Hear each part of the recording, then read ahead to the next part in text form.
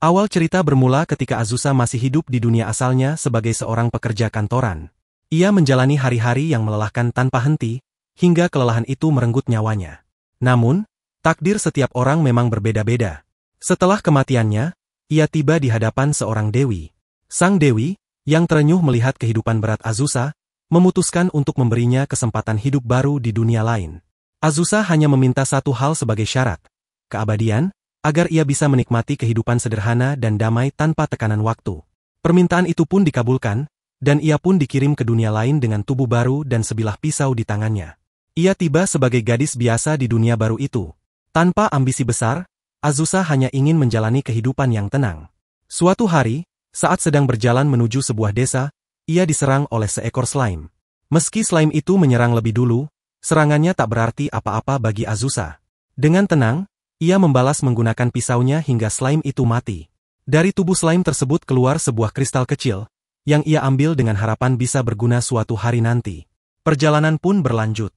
Di sepanjang jalan, ia kembali menemukan slime lain dan mengalahkan semuanya tanpa kesulitan berarti. Ia tahu bahwa dunia ini bukan hanya dihuni slime, tapi juga makhluk-makhluk yang lebih berbahaya.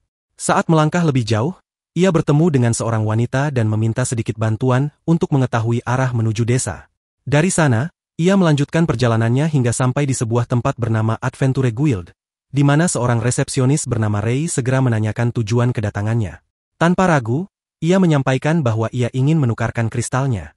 Ray pun menjelaskan bahwa pertukaran kristal hanya dapat dilakukan oleh seseorang yang telah terdaftar sebagai petualang. Menanggapi hal itu, ia memutuskan untuk mendaftarkan dirinya sebagai petualang secara resmi. Begitu proses pendaftaran selesai, terungkap bahwa levelnya adalah 1. Namun yang mengejutkan adalah kemampuannya. Ia memiliki skill immortality, menjadikannya abadi di dunia ini. Hal tersebut membuat Ray terkejut, karena sangat jarang, atau bahkan mustahil, seseorang di level 1 bisa memiliki kemampuan sekuat itu. Namun, ia menganggap hal tersebut hanya keberuntungan semata. Setelah itu, ia kembali menjalani kehidupan hariannya. Aktivitas rutinnya sangat sederhana, tidur nyenyak, mengurus pertaniannya yang kecil-kecilan, dan setiap hari berburu 25 slime untuk mencukupi kebutuhan makan dan minumnya. Selain itu, ia juga mengumpulkan beberapa herba langka untuk dijual dan mendapatkan sedikit penghasilan tambahan. Hari-hari berlalu dalam pola yang sama, tanpa perubahan. Begitu konsisten rutinitasnya hingga 300 tahun pun telah lewat. Tubuh dan wajahnya tetap sama karena ia memang tidak bisa menua. Ia tetap ramah dan murah hati, dikenal baik oleh warga desa, bahkan sering membantu orang lain yang membutuhkan. 3 abad kemudian, Ray yang kini masih bekerja di resepsionis memberitahu bahwa ia harus mengikuti tes ulang untuk memperbarui statusnya sebagai petualang. Ia menerima tanpa ragu. Namun saat hasil tes keluar, semua orang termasuk dirinya sendiri dibuat terpana. Levelnya telah mencapai 99, level tertinggi dalam sistem. Bahkan Ray tak bisa menyembunyikan keterkejutannya. Saat ditanya bagaimana ia bisa menjadi begitu kuat, Azusa menjelaskan bahwa ia hanya membunuh slime selama ini. Tapi Ray memberitahunya bahwa jumlah slime yang ia bunuh telah tak terhitung banyaknya. Dan karena salah satu kemampuannya menggandakan pengalaman, ia memperoleh EXP dalam jumlah luar biasa hanya dari membunuh slime. Kini, Azusa mulai menyadari bahwa kehidupan damainya bisa terancam bila semua orang mengetahui betapa kuat dirinya sebenarnya. Maka, ia meminta Ray untuk merahasiakan semuanya agar ia tetap bisa menjalani hidup sederhana seperti biasa. Beberapa saat kemudian, seseorang datang untuk mengajaknya melakukan pengujian kekuatan di tepi sungai. Saat Azusa menyerang, kekuatan sihirnya membekukan seluruh aliran sungai dalam sekejap. Ia sendiri terkejut dengan kemampuan barunya yang jauh lebih kuat dari sebelumnya. Tanpa disadari, ia kini bisa mengendalikan 2 elemen sekaligus, api dan es, dengan sangat mudah. Kekuatan ini memberikan manfaat besar bagi kehidupannya yang selama ini dijalani secara tenang dan biasa. Namun, suatu hari sebuah kelompok petualang datang menghampirinya. Mereka menantangnya untuk bertarung, karena menganggap Azusa adalah petualang terkuat. Azusa menolak dengan mengatakan bahwa dirinya hanyalah gadis biasa, bahkan hanya berada di level 1, dan tidak sehebat yang mereka bayangkan. Meski begitu, aura kekuatan yang terpancar darinya cukup membuat mereka sadar bahwa ia bukan orang sembarangan. Tetap saja, mereka bersikeras ingin menantangnya. Maka, Azusa menyetujui dengan satu syarat. Jika mereka kalah, mereka harus menyebarkan rumor bahwa dirinya hanyalah gadis lemah. Tanpa ragu, mereka menerima syarat tersebut. Salah satu gadis dari kelompok itu mulai menggunakan sihir angin. Melihat hal itu, Azusa ikut mencoba kekuatan sihir anginnya. Tapi bukan sekadar hembusan angin biasa, melainkan badai besar yang mengamuk layaknya tornado dan hampir menghancurkan seluruh desa. Para petualang pun terpental jauh, dan bahkan para penjaga dari kejauhan menyaksikan kejadian itu dan langsung tahu bahwa semua ini adalah ulah Azusa. Keesokan harinya, Azusa datang ke markas petualang dan menegur seorang anggota di sana, mempertanyakan kenapa ia menyebarkan rumor bahwa dirinya telah melanggar janji. Padahal, Azusa sama sekali tidak melakukan hal yang dituduhkan. Rupanya ada seorang pria bernama Next yang menyebarkan gosip tersebut demi menaikkan ketenarannya sendiri, yang kini sudah tersebar ke berbagai tempat. Beberapa waktu kemudian, seekor naga bernama Laika muncul di depan rumah Azusa dan menantangnya untuk bertarung karena mendengar bahwa Azusa adalah sosok terkuat. Namun Azusa dengan santai mengatakan bahwa gelar terkuat bisa saja disandang oleh Laika sendiri. Tapi Laika tetap bersikeras untuk menguji kekuatan Azusa dalam duel. Pertarungan pun terjadi di udara. Ketika Laika melancarkan napas apinya, Azusa langsung membalas dengan sihir es yang membekukan serangan tersebut. Saat Laika menyerang menggunakan cakarnya, Azusa dengan gesit menghindar dan kembali membekukan mulut Laika dengan sihir esnya. Dalam proses pertempuran tersebut, Laika secara tidak sengaja menghancurkan rumah Azusa. Itulah kesalahan terbesar Laika. Dengan wajah kesal, Azusa menatap tajam ke arah naga itu dan menuntut ganti rugi. Ia menuntut kompensasi atas rumahnya yang hancur, dan berkata bahwa jika Laika cukup berani untuk merusak rumahnya, maka Laika juga harus cukup bertanggung jawab untuk membayar perbaikannya. Akhirnya menyerah, dan sang naga pun berkata bahwa ia akan memberikan uang yang diminta. Namun, karena rumah yang mereka tempati sebelumnya sudah tidak nyaman lagi, mereka memutuskan untuk pindah dan menetap di desa. Penduduk desa langsung mengenali bahwa Azusa adalah orang yang berhasil mengalahkan naga, sehingga mereka menyarankan agar Azusa tinggal di kantor guild petualang. Saat Azusa menjalani kesehariannya, datanglah seorang gadis mengenakan kostum maid, memberikan sejumlah uang kepadanya. Gadis itu ternyata adalah sang naga dari hari sebelumnya, Laika, yang kini tampil dengan wujud berbeda dan jauh lebih manusiawi. Karena penampilan barunya, Azusa tidak langsung mengenalinya. Laika lalu mengungkapkan bahwa dirinya menyadari betapa kuatnya Azusa setelah pertempuran kemarin, dan ia merasa harus banyak belajar. Karena itu, ia memohon untuk diterima sebagai murid Azusa. Namun, Azusa merasa bingung bagaimana caranya mengajarkan sesuatu yang ia lakukan untuk mengalahkan naga, jadi ia menolak tawaran itu. Meski begitu, Laika bersikeras ingin belajar dan berusaha meyakinkan Azusa. Azusa sempat berkata bahwa rumahnya terlalu kecil untuk tinggal bersama, namun Laika berjanji akan memperluasnya. Akhirnya, mereka pindah ke rumah baru yang jauh lebih besar, 2 lantai dan sangat nyaman. Melihat rumah itu, Azusa merasa bahagia dan memuji Laika karena telah bekerja dengan baik. Ia bahkan menyebut rumah itu sebagai rumah impiannya. Keduanya pun mulai menjalani hidup baru bersama dengan damai. Azusa merasa inilah kehidupan normal yang selalu ia impikan. Beberapa waktu kemudian, mereka pergi berburu bersama. Dalam perburuan itu, Azusa dengan mudah mengalahkan monster-monster slime, membuat Laika terkejut. Ia menyadari bahwa kekuatan sebesar itu pasti hasil dari latihan bertahun-tahun. Azusa lalu menyarankan agar Laika tidak terburu-buru, dan lebih menikmati proses serta memberi waktu untuk berkembang secara perlahan. Namun, di tengah momen tenang mereka, tampak seorang wanita misterius yang sedang mengawasi mereka dari kejauhan dengan ekspresi marah. Sebelum pergi, wanita itu memperingatkan dalam hati bahwa lain kali, ia tidak akan membiarkan Azusa lolos begitu saja. Kemudian, mereka kembali ke rumah. Di sana, Laika mencoba menyiapkan makanan, tetapi ia membuatnya dalam jumlah yang berlebihan karena belum tahu seberapa banyak porsi yang dibutuhkan. Meski begitu, Azusa tetap memujinya dan mengatakan bahwa masakannya sangat enak. Ia bahkan menyarankan agar Laika terus memasak seperti itu.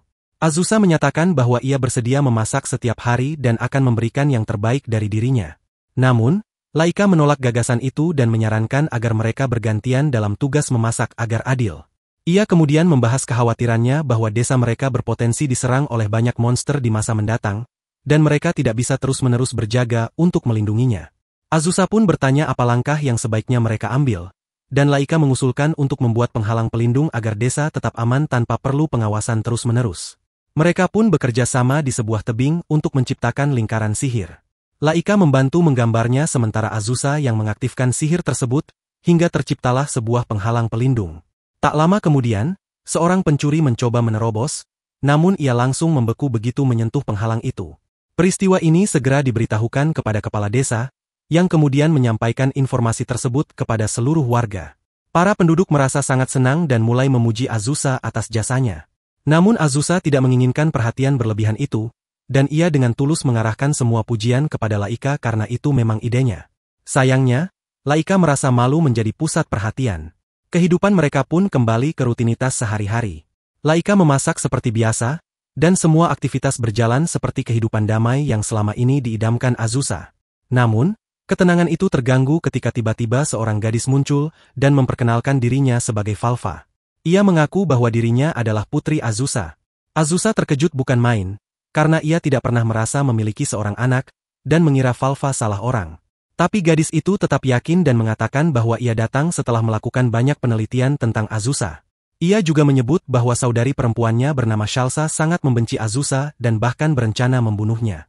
Kabar itu membuat Azusa benar-benar terkejut. Setelah makan beberapa kue, Falfa menyadari alasan mengapa Shalsa ingin membunuh Azusa. Ia menjelaskan bahwa Shalsa membencinya karena Azusa telah membantai terlalu banyak slime selama 300 tahun terakhir. Jumlah yang dibunuh sudah terlalu banyak, sehingga Shalsa merasa perlu membalas dendam. Untuk itu, Shalsa menciptakan sihir baru yang disebut Heizo Magic, yang dirancang khusus untuk membunuh Azusa. Meski begitu, sihir tersebut sangat rumit dan membutuhkan waktu puluhan tahun untuk bisa dikuasai dengan sempurna. Dia benar-benar terkejut saat mengetahui bahwa dirinya bisa melakukan serangan sehebat itu. Padahal, selama ini ia sudah begitu lama berlatih sihir tersebut. Dengan rasa penasaran, dia bertanya kepada mereka, "Berapa sebenarnya usia kalian?" Salah satu dari mereka pun menjawab bahwa usianya sudah mencapai 50 tahun. Saat itulah dia mulai menyadari bahwa para gadis ini bukanlah manusia biasa. Dia juga sempat bertanya tentang jenis sihir yang mereka gunakan, apakah itu yang disebut Age Magic. Namun tiba-tiba, tanah mulai bergetar hebat. Mereka semua terkejut, bertanya-tanya ada apa di luar sana. Saat keluar untuk memeriksa, mereka melihat sosok yang tidak asing, Shalsa telah muncul. Saat mencoba berbicara dengannya, Shalsa justru menolak untuk mendengarkan. Dengan sorot mata penuh dendam, dia menyatakan bahwa tujuannya datang ke tempat itu adalah untuk menghabisi Azusa. Semua orang yang mendengarnya dibuat kaget, karena Azusa tak pernah melakukan apapun terhadap Shalsa. Shalsa lalu mengungkapkan bahwa alasan kebenciannya karena ibunya membunuh sekumpulan slime yang merupakan hasil ciptaan dari jiwanya sendiri. Ia datang dengan niat balas dendam. Azusa membantah dengan bingung, menyatakan bahwa ia tak pernah mencoba membunuh siapapun, termasuk slime tersebut. Namun Shalsa tetap bersikeras bahwa slime-slime itu adalah bagian dari dirinya, dan kematian mereka berarti luka baginya. Ketika Shalsa mencoba melarikan diri dengan sihir terbang, sihirnya tiba-tiba saja dibatalkan, membuatnya jatuh kembali ke tanah. Ia pun mulai berpikir bahwa ajalnya mungkin sudah dekat, karena tampak siap melancarkan serangan yang luar biasa kuat. Tapi tepat saat itu, Laika muncul dan melindungi Azusa, menyerang balik dengan kekuatan besar hingga membuat Shalsa terhempas. Ironisnya, gadis yang sebelumnya tampak begitu kuat dan diyakini mampu menaklukkan Azusa, justru tumbang hanya dengan satu serangan ringan. Semua orang yang melihat kejadian itu terpaku dalam keterkejutan.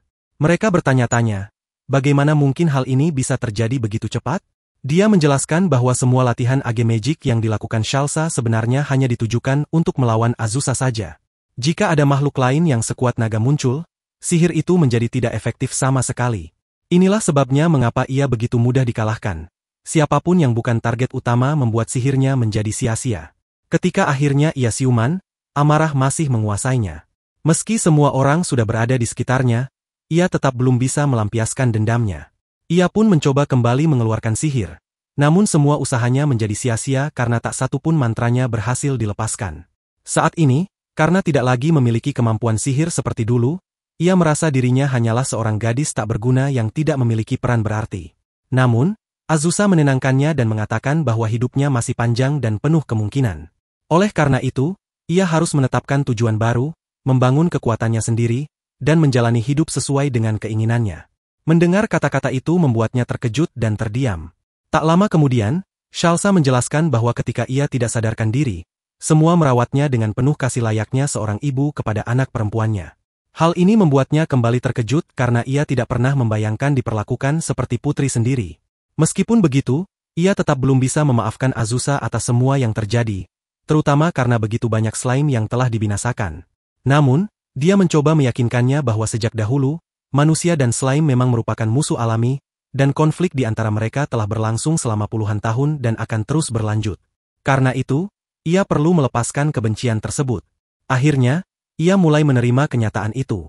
Namun, Azusa menegaskan kembali bahwa ia tetap menganggapnya sebagai anak, dan tak akan membiarkannya pergi begitu saja. Maka ia pun mengusulkan agar ia tinggal bersama mereka di rumah itu. Usulan tersebut diterima dengan hangat, bahkan Azusa segera menunjukkan kamar yang bisa ia tempati. Semua orang tampak bahagia dengan keputusan tersebut, dan ia pun memilih untuk menetap di sana. Laika lalu mengusulkan untuk mengadakan pesta sebagai bentuk penyambutan atas kehadirannya. Semua menyambut ide itu dengan antusias dan mereka pun bersiap pergi untuk merayakannya. Dalam perjalanan menuju lokasi pesta, mereka mulai bercakap-cakap tentang kehidupannya selama ini. Ia mengungkapkan bahwa selama ini ia dan kelompoknya yang merupakan slime hitam bertarung melawan makhluk transparan, menghancurkan mereka sepenuhnya. Akhirnya, mereka tiba di sebuah restoran tempat mereka menikmati hidangan bersama. Ia terlihat sangat bahagia, apalagi karena kini ia memiliki dua teman baru dan mulai merasakan kehidupan damai yang selama ini hanya ia impikan. Di momen berikutnya, tampak dua saudari itu sedang duduk bersama membaca buku tentang kerajaan elf, sebuah wilayah yang berkaitan dengan kaum elf, yang sebelumnya belum pernah mereka pelajari. Tiba-tiba, terdengar ketukan di pintu. Ketika pintu dibuka, ia terkejut melihat siapa yang datang. Di hadapannya berdiri seorang gadis muda bernama Haruka, yang langsung memohon bantuan darinya. Karena ada seorang iblis yang ingin menghabisinya, ia memohon perlindungan. Namun, wanita itu dengan tegas menolaknya. Katanya, rumah itu tidak dihuni siapapun dan ia juga tidak tertarik melawan iblis. Tapi permohonan untuk masuk terus dilontarkan, meskipun berkali-kali ditolak. Setelah perdebatan panjang yang cukup melelahkan, akhirnya perempuan itu tetap tidak mengizinkannya masuk. Kemudian mereka pun duduk bersama, dan gadis itu memperkenalkan dirinya. Ia berasal dari sebuah desa kecil kaum elf, di mana ia bekerja sebagai pembuat obat-obatan. Di desa itu, ia bahkan telah mendirikan sebuah pabrik kecil yang memproduksi ramuan khusus. Obat yang diproduksi tersebut cukup populer karena mirip dengan minuman energi, dan mendapat banyak perhatian dari masyarakat. Namun, ramuan itu ternyata bersifat sangat beracun bagi kaum iblis. Banyak dari mereka yang meninggal setelah mengkonsumsinya, sehingga kaum iblis pun berniat membalas dendam. Karena alasan itulah ia sedang diburu dan kini meminta bantuan. Azusa, setelah mendengar semua itu, berkata bahwa jika ia memang ingin tinggal di sana, maka ia boleh saja. Namun, ia menegaskan bahwa ia tidak akan terlibat dalam pertarungan apapun, terutama melawan iblis, karena bertarung bukanlah bagian dari hidupnya. Akhirnya gadis itu pun menetap di sana. Tidak butuh waktu lama, ia menciptakan penghalang pelindung di sekitar rumah agar tempat tinggal mereka lebih aman. Hari-hari pun berlalu dengan tenang. Ketika sedang menikmati makan malam bersama, kebaikan Azusa yang tulus membuat Haruka benar-benar terkejut. Ia merasa takjub bahwa seseorang yang baru dikenalnya bisa menunjukkan kebaikan sebesar itu. Sementara itu, kedua saudari, Valva dan Celsha, mencoba menenangkan suasana hati Haruka yang masih belum stabil. Keesokan harinya, mereka pergi keluar untuk mengumpulkan beberapa tanaman herbal. Saat sedang mencari, mereka mendapati Haruka yang begitu fokus hanya pada jamur-jamur tertentu. Ketika ditanya, ia menjelaskan bahwa setiap jenis jamur memiliki khasiatnya masing-masing. Mereka pun mengolah beberapa jamur dan menyantapnya bersama. Namun, tiba-tiba Haruka tertawa keras tanpa henti. Ia mengatakan bahwa kemungkinan ia telah memakan jamur beracun yang memberi efek samping tawa berlebihan. Azusa dengan sigap segera membantunya agar efeknya mereda, dan setelah tertawa cukup lama, akhirnya Haruka bisa berhenti. Ia pun meminta maaf karena secara tak sengaja menyajikan jamur beracun. Sebagai bentuk tanggung jawab, ia menawarkan tempat tidurnya sendiri untuk Haruka sebagai bentuk kompensasi. Dia berencana memasak sesuatu yang baru dan lezat. Namun para warga desa justru tertawa terbahak-bahak melihat jamur yang ia bawa.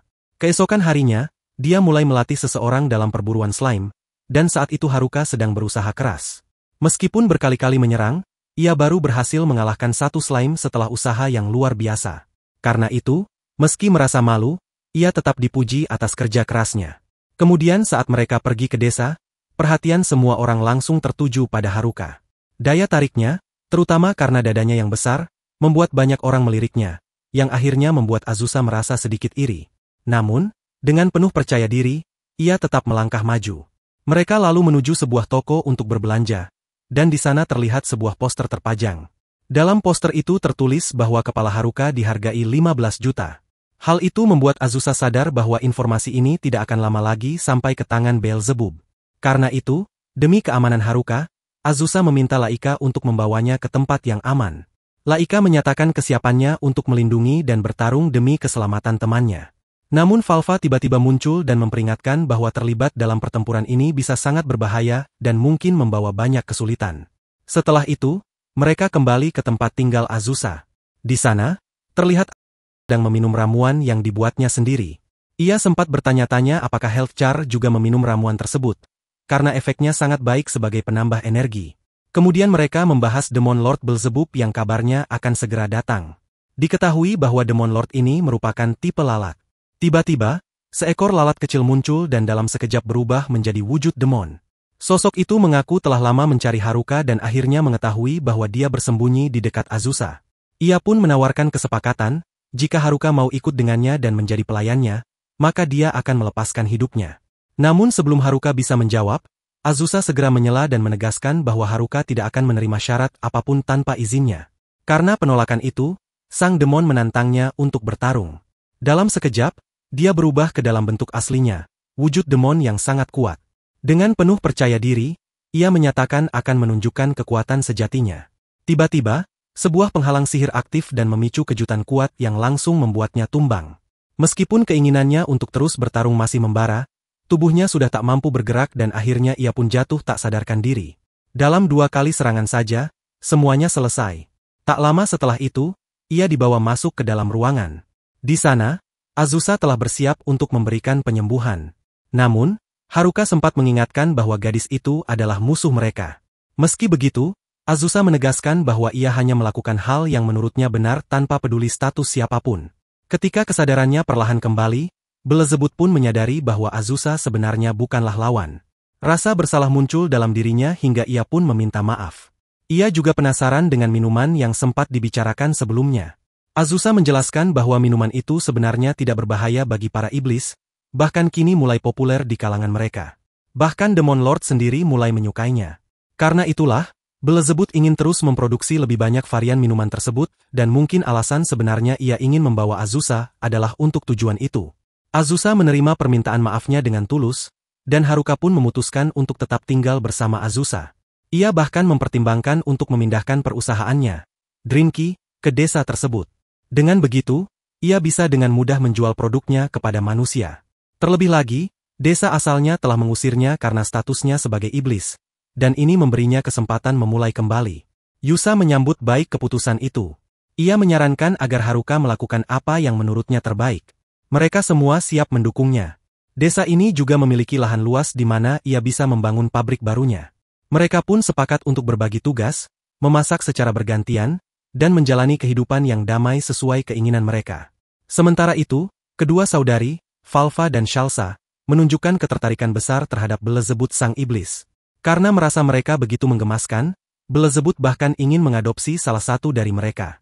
Namun, Azusa segera menolak niat itu dengan tegas.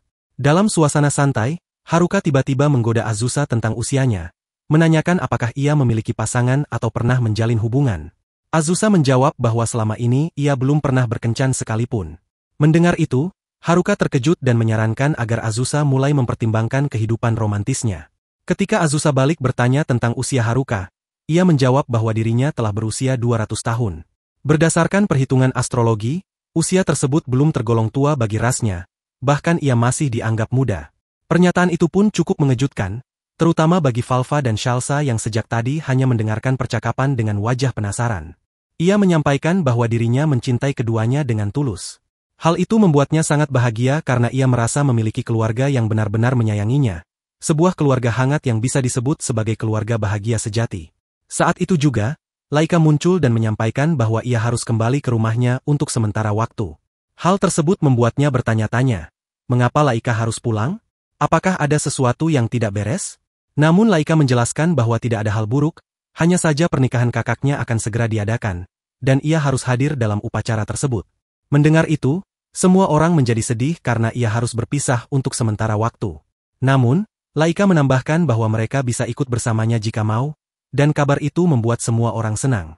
Mereka pun mulai berangkat dengan menunggangi Laika, namun Haruka mengalami kesulitan selama perjalanan, sehingga mereka memutuskan untuk berhenti sejenak dan beristirahat. Tidak lama kemudian, mereka sampai di dekat sebuah gunung berapi, tempat di mana pernikahan akan diselenggarakan. Suasana mulai ramai dengan kehadiran banyak tamu yang datang. Tiba-tiba, Haruka terpeleset dan jatuh ke dalam sebuah nampan. Para naga yang melihat kejadian itu mengira bahwa ia adalah makanan dan mulai mendekat untuk menyantapnya. Namun, mereka segera menyadari bahwa itu adalah kesalahan dan bukanlah makanan, melainkan hanya kekeliruan semata. Orang tua Laika pun datang, memperkenalkan diri mereka dan menjelaskan bahwa suara mereka cukup keras, sehingga para tamu harus menutupi telinga. Saat ditanya tentang pasangan yang akan menikah, mereka menyebut nama Leela dan Gurum. Mereka mengungkapkan bahwa keduanya adalah teman masa kecil, dan karena itu mereka memutuskan untuk melangkah ke jenjang pernikahan. Acara pun berlangsung dengan damai dan penuh sukacita. Namun, suasana berubah ketika beberapa naga biru tiba-tiba datang untuk mengacaukan acara. Salah satu dari mereka bernama Vera, yang tidak terima dengan pernikahan ini karena usianya yang lebih tua dari Leela dan hingga kini ia masih lajang. Karena itu, ia berusaha menghancurkan pernikahan tersebut. Pertarungan pun pecah, dan Azusa segera membawa kedua anaknya, Falfa dan Shalsa, menjauh dari keributan. Sementara itu, Haruka terlihat terbaring di tanah, berpura-pura mati agar tidak menjadi sasaran serangan. Namun, seekor naga hampir saja menginjak tubuhnya, membuatnya terpaksa melarikan diri. Semua orang pun panik dan mulai berlari bersama-sama. Pada saat itu, seekor naga biru tiba-tiba muncul dan menyerang. Saat lawan mencoba menyerang, dia langsung menahannya dengan sihir api miliknya. Karena sebagian besar Blue Dragon memang menguasai sihir es, maka hanya para Ice Dragonlah yang unggul dalam elemen itu. Sementara itu, mereka sudah muncul di medan pertempuran dan bersiap menghadapi pasukan yang datang. Di sisi lain, tampak begitu banyak naga saling bertempur sengit. Azusa berpikir bahwa tidak tepat jika ia ikut campur dalam pertarungan tersebut. Namun secara tiba-tiba, salah satu Blue Dragon menyerangnya, membuatnya maju dengan penuh tekad demi melindungi keluarganya. Ia meminta Haruka untuk menjaga semua orang agar tetap aman. Dengan cepat, ia melesat ke udara dan melemparkan banyak bola api yang menarik perhatian para naga. Tanpa senjata, hanya dengan tendangan dan pukulan saja, ia menjatuhkan mereka satu persatu. Sihir apinya pun terlihat sangat mematikan, membuat hampir semua naga yang melihatnya terkejut. Mereka tak habis pikir bagaimana mungkin seorang manusia bisa memiliki kekuatan sebesar itu. Di tengah pertempuran, Vera muncul dengan penuh kebingungan. Ia mempertanyakan bagaimana bisa seorang manusia mengalahkan para naga hanya dengan kekuatan fisik seperti tangan dan kaki. Tapi Azusa hanya menanggapi dengan yakin bahwa ia mampu melakukannya. Saat Vera hendak melancarkan serangan dengan matanya, Azusa langsung bisa membaca gerakannya. Ia tahu Vera hanya memiliki satu jurus utama yang selalu diulang, dan Azusa segera membalas dengan serangan api yang memusnahkan semuanya. Para Blue Dragon yang tersisa pun melarikan diri karena ketakutan. Tak lama, Laika datang dan membawa Azusa terbang ke udara. Para naga lainnya bersorak memberi semangat, kagum atas kekuatan yang dimilikinya. Namun Azusa hanya berkata agar mereka tak terlalu lega dulu, karena masih ada musuh lain yang akan segera datang dan mereka harus bersiap untuk pertempuran berikutnya. Setelah itu, mereka terlihat berjalan-jalan di pasar. Laika menyampaikan keinginannya agar pernikahan kakaknya nanti bisa berlangsung damai tanpa ada kekacauan. Tetapi di sudut lain, mereka menemukan sekelompok naga yang terperangkap dalam sebuah penghalang sihir. Ternyata Beelzebub muncul dan menjelaskan bahwa naga-naga itu hanya datang untuk menikmati musim semi di sana. Namun karena dianggap mengganggu, ia menjebak mereka dalam penghalang tersebut.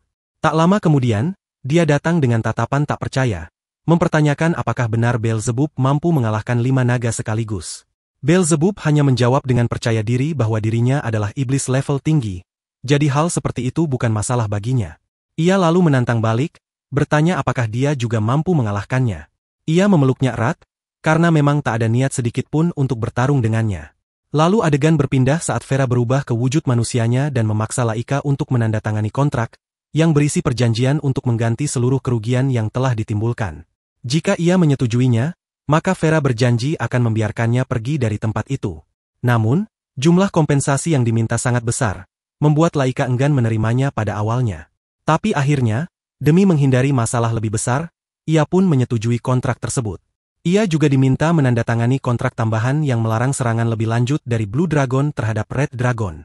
Hal ini membuatnya terkejut, karena menurut kepercayaan para naga, tujuan utama mereka adalah mengganggu para naga mati, bukan membuat perjanjian damai. Namun saat kekuatan Azusa memancar lewat kristal sihirnya, Laika tak kuasa menolak. Azusa pun menegaskan bahwa jika kontrak tersebut dilanggar, maka ia tidak akan memaafkan Laka, sebuah ancaman yang terdengar cukup mengerikan. Kemudian para naga yang telah mengambil wujud manusia mulai menikmati suasana pesta yang digelar. Mereka juga memberikan ucapan selamat kepada pasangan yang baru saja mengikat hubungan. Leela sempat melontarkan candaan ringan kepada Farah, menyindir bahwa ia mungkin akan tetap melajang selamanya, yang membuat suasana semakin ramai oleh tawa. Di tengah suasana santai, Laika mendekati Azusa dan bertanya dengan malu-malu apakah ia boleh berbaring di pangkuannya untuk tidur sejenak. Karena saat gugup, ia biasanya melakukan hal itu kepada kakaknya. Azusa pun menerimanya dengan senang hati. Sementara itu, Haruka terlalu banyak minum hingga akhirnya tumbang tak sadarkan diri. Saat Belzebub datang untuk menolongnya, ia meminta agar tidak melakukan hal-hal yang aneh. Kemudian mereka semua pergi bersama menuju pemandian air panas untuk menikmati waktu santai. Melihat semua orang terlihat bahagia, Azusa mengungkapkan bahwa kini ia merasa seperti memiliki dua anak, dan menganggap Belzebub serta Laika layaknya adik perempuan sendiri. Sedangkan Haruka, menurutnya, adalah sumber kekacauan yang tak pernah jauh dari tawa. Selanjutnya, mereka tampak berkumpul bersama saat Haruka mengeluh soal makanan dan mulai bertukar bekal dengan orang lain, seolah memberi isyarat bahwa ia akan pergi dari sana. Semua orang terkejut dan merasa sedih mendengarnya. Namun setelah beberapa saat, mereka mencoba bersikap ceria dan mengucapkan perpisahan yang baik. Tapi Haruka buru-buru menjelaskan bahwa ia tidak benar-benar akan pergi, melainkan hanya mencari tempat baru untuk pabriknya. Mendengar hal itu, semua orang pun merasa lega dan kembali tersenyum. Semua orang berharap bahwa dia tidak benar-benar pergi meninggalkan mereka. Hari pun berlalu dengan cepat, dan saat matahari mulai tenggelam, dia kembali dengan sikap yang tampak jauh lebih tenang dan terbiasa. Orang-orang heran dan bertanya-tanya, apa yang sebenarnya terjadi hingga dia terlihat begitu lelah. Dia hanya menjawab dengan santai bahwa segalanya akan baik-baik saja setelah dia minum sesuatu. Namun, Azusa tetap mengingatkannya agar kembali sebelum malam sepenuhnya tiba. Meski begitu, Haruka menanggapi dengan santai, meyakinkan bahwa situasinya masih tergolong normal. Namun tak lama kemudian, muncul kabar bahwa ada penampakan makhluk halus di pabrik milik Haruka. Konon, seseorang melihat hantu di sana. Karena merasa tak mampu menangani hal semacam itu, Haruka memohon pada Azusa untuk membantunya. Azusa, yang memang tak begitu ahli dalam urusan supranatural, awalnya ragu dan mengatakan bahwa ia kurang cocok untuk hal semacam itu. Tapi karena Haruka memohon dengan sangat serius, Azusa pun mengusulkan ide, bagaimana kalau mereka memanggil Belzebut saja? Mengingat Belzebut adalah seorang demon, tentu menangani hal seperti ini akan jauh lebih mudah baginya. Usulan itu disetujui semua orang. Mereka lalu menggambar lingkaran pemanggilan untuk memanggil Belzebut. Namun alih-alih muncul dengan elegan, Belzebut justru terjatuh dari udara dan basah kuyup. Ia muncul dalam keadaan marah dan bertanya mengapa ia dipanggil secara tiba-tiba dan dengan cara seperti itu. Setelah dijelaskan bahwa mereka membutuhkannya untuk menangani hantu di pabrik, ia sempat kesal karena merasa ditugaskan pada pekerjaan yang remeh. Namun begitu Falfa dan Shalsa mengungkapkan bahwa mereka sangat mempercayainya, amarah Belzebut pun mereda dan ia menerima tugas tersebut. Mereka bersiap untuk menyelidiki, tetapi karena makhluk halus hanya muncul di malam hari, Belzebut memutuskan untuk menunggu waktu yang tepat. Ketika malam tiba, ia pun kembali dipanggil untuk melaksanakan tugasnya, dan mereka semua bergerak menuju pabrik tempat hantu itu terlihat. Dalam perjalanan, Haruka dan Azusa tampak ketakutan dan tanpa sadar saling menggenggam tangan satu sama lain. Mereka berharap jika memungkinkan, mereka tak perlu masuk ke dalam tempat itu. Namun tentu saja, kehadiran Belzebut membuat segalanya berbeda. Dengan penuh percaya diri, ia menarik kedua gadis yang ketakutan itu masuk dan mengatakan agar mereka tidak perlu takut. Ia, yang dipanggil khusus untuk menangani hal semacam ini, tentu sudah terbiasa. Tidak lama kemudian, Belzebut berhasil menemukan dan menangkap makhluk halus itu, yang ternyata bernama Rosalie. Haruka dan Azusa langsung bertanya-tanya, mengapa semua ini bisa terjadi begitu saja. Alasan kenapa pabrik itu dihantui dan mengapa ia begitu terganggu pun perlahan mulai terungkap. Ceritanya ternyata berasal dari masa yang sangat lampau, ratusan tahun silam. Dahulu, ia adalah seorang gadis yang hendak menikah, dan dengan penuh harapan, ia membayangkan pernikahannya akan berlangsung dengan keluarga bangsawan, membawanya ke dalam kehidupan damai yang penuh kebahagiaan. Namun semua itu berubah drastis saat ia mengetahui bahwa orang tuanya sendiri telah menjualnya. Di tempat itulah, pabrik yang sama, ia dibunuh secara kejam. Waktu terus berlalu hingga ratusan tahun kemudian, dan kini ia menjadi pemilik pabrik tersebut, hidup sebagai hantu yang tenang dan sopan. Hal itu membuat Alcora heran, apakah benar ada hantu sebaik itu? Lalu muncul pertanyaan, apa yang seharusnya mereka lakukan sekarang?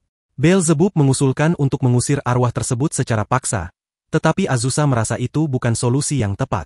Menurutnya, jika sang hantu bisa meninggalkan pabrik itu dan pergi ke tempat lain, mungkin segalanya bisa kembali normal. Namun Rosalie, sang hantu, menjelaskan bahwa ia tak bisa pergi sebelum memproses tubuh manusia. Hanya dengan begitu ia bisa bebas dari keterikatan pabrik. Mereka pun mulai mempertimbangkan tubuh mana yang paling lemah jiwanya. Dan ternyata Haruka adalah yang paling rentan. Maka ia pun diikat, dan Rosalie mulai menggunakan tubuhnya untuk proses pelepasan, yang akhirnya berhasil. Meski sukses, Haruka sangat ketakutan. Azusa lalu menenangkannya, menawarkan tempat tinggal bersamanya agar bisa hidup damai dan tentram. Rosalie, yang sangat tersentuh, menganggap Azusa seperti kakaknya sendiri dan bahkan rela mengorbankan dirinya demi melindunginya. Azusa menjawab bahwa dirinya sudah mati, jadi tidak perlu dikorbankan lagi. Namun saat Rosalie mencoba meninggalkan tubuh Haruka, ia justru gagal. Hal ini membuat mereka semua bingung karena dalam satu tubuh terdapat dua jiwa. Orang-orang mulai berdiskusi, berusaha mencari jalan keluar, hingga terpikir bahwa satu-satunya cara adalah memisahkan Rosalie dari tubuh Haruka. Rosalie yang putus asa pun menyatakan akan mengakhiri dirinya sendiri dan langsung naik ke atap untuk melompat. Namun mereka berhasil mencegahnya dengan alasan bahwa tindakan itu hanya akan membunuh Haruka juga. Setelah itu, mereka mulai berpikir langkah selanjutnya. Laika menyarankan agar tubuh Haruka dilempar ke udara, berharap bisa memisahkan jiwanya. Mereka mencoba cara itu, namun hasilnya nihil. Lalu mereka mulai mencari cara lain, mereka mencoba menyerangnya dengan keras, dengan niat agar tubuhnya terpental dan jiwanya terpisah. Meskipun serangan dilakukan secara langsung, efeknya tetap tidak terlihat.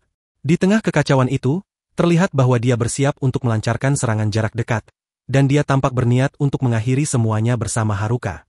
Namun, Azusa dengan cepat menghentikan Beelzebub sebelum aksi itu terjadi. Setelah itu, muncul ide baru, membawa Rosalie ke ketinggian dan menjatuhkannya dari atas. Semua sepakat, dan dengan cepat dia dibawa naik menggunakan ilaikasi naga. Begitu mencapai ketinggian yang cukup, dia dijatuhkan, namun tetap saja tidak terjadi perubahan berarti. Hal ini karena tubuh Haruka masih dikuasai oleh Rosalie.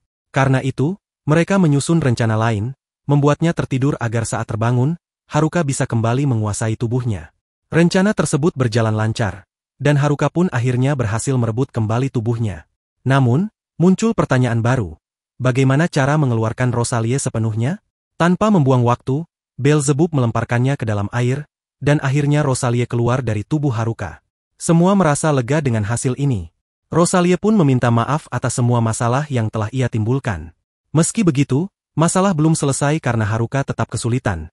Tidak ada pekerja yang bersedia datang ke pabrik karena ketakutan akan hantu tersebut.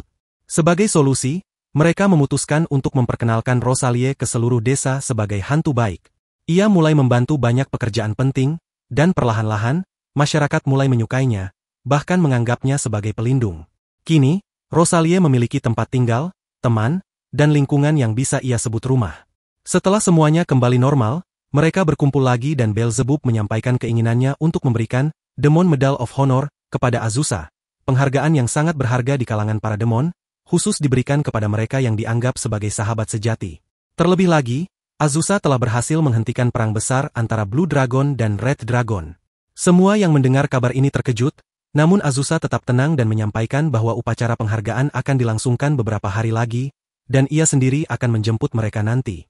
Ketika ditanya di mana acara tersebut akan diadakan, jawabannya mengejutkan semua orang.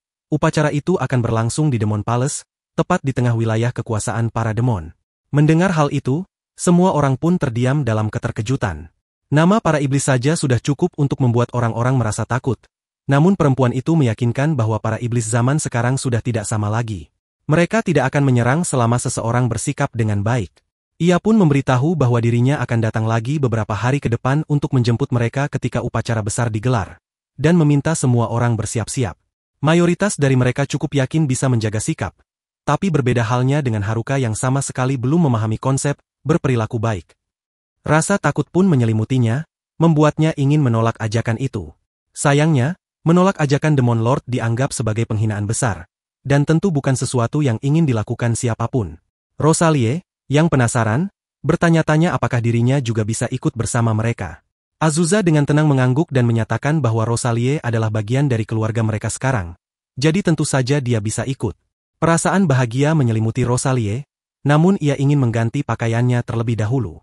Masalahnya, sebagai hantu, ia tidak memiliki cara untuk melakukannya. Ia pun kebingungan.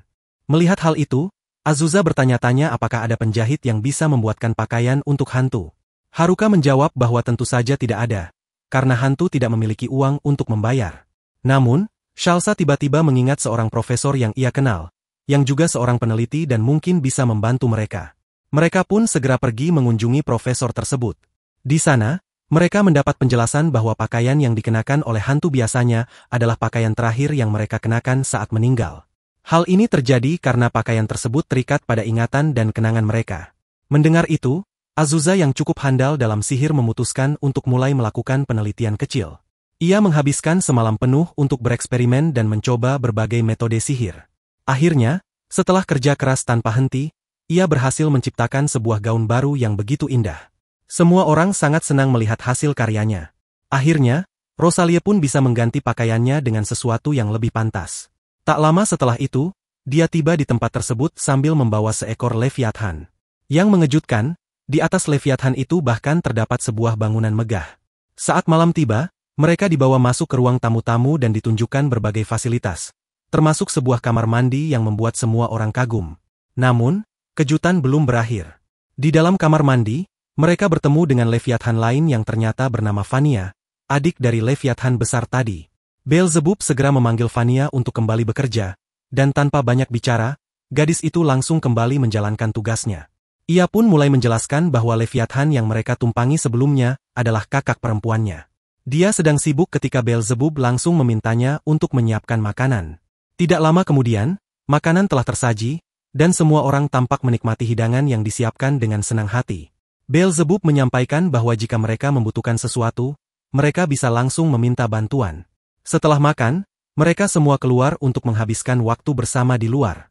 Suasana menjadi menyenangkan, dan mereka diberitahu bahwa jika ingin berbicara saat mandi di pemandian, itu sangat diperbolehkan, namun jika terlalu lama, tubuh mereka bisa saja meleleh.